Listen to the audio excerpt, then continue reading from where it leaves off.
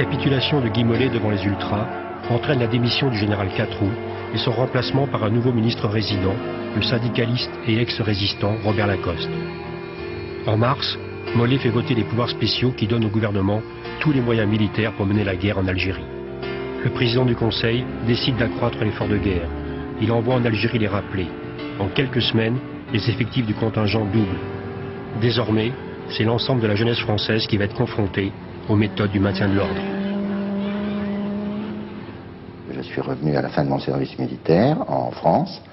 J'ai commencé à travailler sur la région parisienne jusqu'au jour où deux gendarmes m'ont apporté un petit papillon en me demandant de me présenter. C'était à quelle date? C'était au mois d'avril 1956. On a couché une nuit à Alger, etc.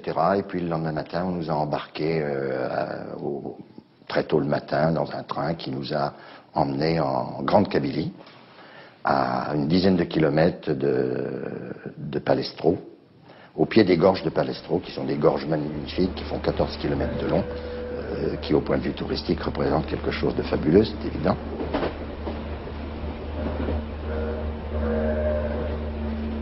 Un beau jour, on nous a dit, ben voilà, il y a une patrouille qui est partie depuis hier matin et on n'a pas de nouvelles. Donc, il faut aller la chercher. Et on est parti à la recherche de cette patrouille disparue qui comprenait une vingtaine de garçons. Quand on est arrivé à peu près sur les lieux de l'embuscade, on a trouvé deux garçons qui étaient là, dans les buissons, dans un état, je vous passe les détails. Tout le monde était traumatisé, beaucoup pleuraient, moi le premier, etc. Il y avait des mechtas, des vides, etc. J'ai vu un de mes camarades avec une boîte d'allumettes gitanes qui, essayant de mettre le feu à des maisons, vous voyez, c'était ridicule, mais il n'y avait plus rien qui existait. Par contre, toutes les femmes qui étaient là avec leurs gosses, on les a pas touchées. Mais les hommes étaient partis, parce que les hommes comprenaient, ils prenaient 12 balles, ça c'était... bon.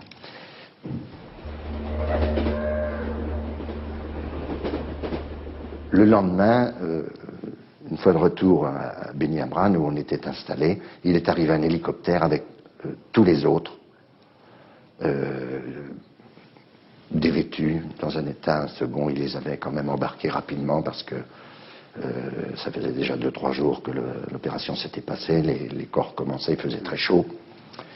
Et ça a donc déclenché une action qu'on peut qualifier aujourd'hui de terrible, c'est vrai, où j'ai vu une réaction d'hystérie collective, où j'ai vu des centaines des dizaines d'appelés, de rappelés, battre des musulmans, mais dont certains avaient des médailles, la croix de guerre, la médaille militaire, des anciens de la guerre de 14 août 39-45, hein, etc.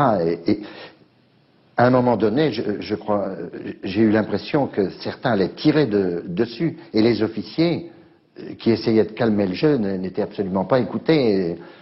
Et je me rappelle d'un garçon qui était à côté de moi qui disait, mais enfin c'est inadmissible de battre les gens comme ça. Et moi je pleurais à chaudes larmes, je disais, ben oui, mais tu y étais pas, t'as pas vu, j'excuse pas ça bien sûr, mais... Le massif montagneux du sud-ouest de Palestro, où un lieutenant et 19 hommes viennent d'être pris dans une embuscade, a été survolé par M. Robert Lacoste et M. Max Lejeune. Après s'être posés en plusieurs points, ils ont pu assister à l'arrivée dans un camp de nombreux suspects et de rebelles pris les armes à la main dans la vallée de Louis-Dissert.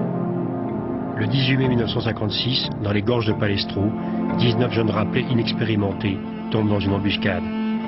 En représailles, 50 habitants d'un douar voisin sont exécutés.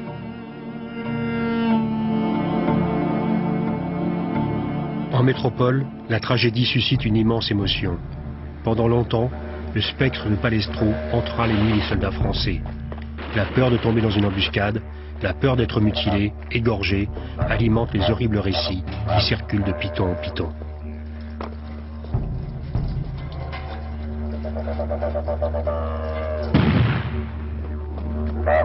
Palestro, par exemple, ça a beaucoup marqué.